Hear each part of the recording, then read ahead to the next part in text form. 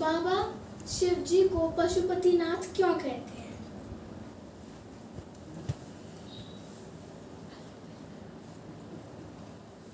पशु माने होता है जानवर, ये तो सबको मालूम है।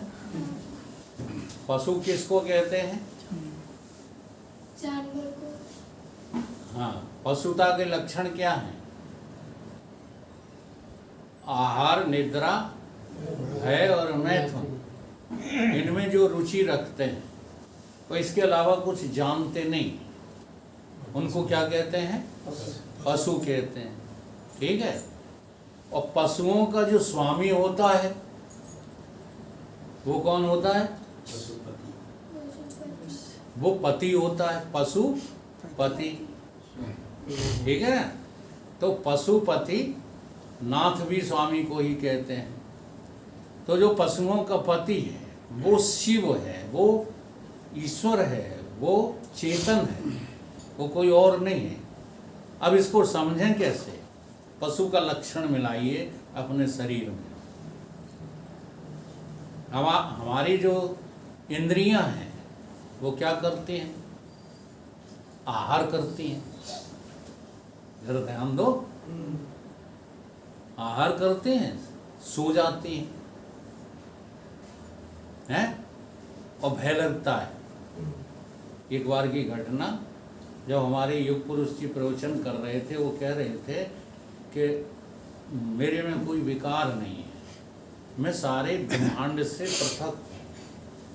तो एक लड़के को जो है उत्पात सूझा,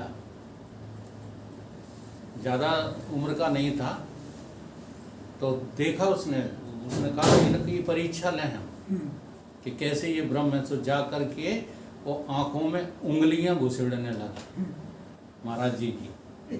तो महाराज जी ने यूं मुंह कर लिया। अभी हम मतलब समझे? इंद्रिय को अपने खत्म होने का भी भय रहता है। तुम्हारी आंख में कोई कुछ गोंचना चाहे, गोंच लेने दो। तो आहार प्रिय है, इन्हें सोना प्रिय है। इंद्रियां सो जाती हैं कि नहीं? बोलो, इंद्रियां कब सो जाती हैं? नींद में तो सब कुछ सो जाता है। हाँ, इंद्रियां मात्र सो जाती हैं सपने में। तो सोना इनका लक्षण है। आहार इनका लक्षण है। नेत्र रूप का आहार लेता है, कान शब्द का आहार लेता है, घ्राण सुगंध का आहार लेती है। ये अपने अपने जो है, ये सब पशु हैं।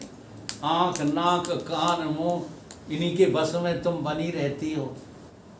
तो हो पशु कि नहीं? हाँ, आइसक्रीम चाहिए। बाबा के पांव तभी दबेंगे जब आइसक्रीम खा लेंगे, तब तक तो दाबेंगे ही नहीं।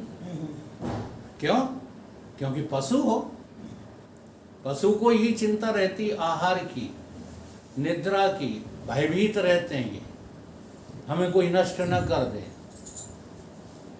और मैथुन क्रिया का अर्थ होता है कि ये अपने विषय से कभी भी वंचित नहीं होना चाहते।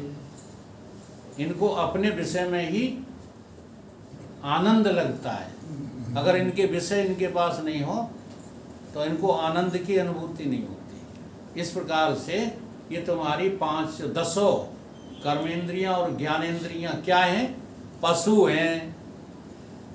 ये कौन है? पशु। और तुम इनके मालिक हो। तुम्हारी आत्मा इन ज्ञानेंद्रियों की, कर्मेंद्रियों की, अंतःकरण की, सबकी क्या है? तुम्हारी आत्मा, चेतन आत्मा, जीव, चेतन अमल सहज सुख राशि स्वामी है कि नहीं?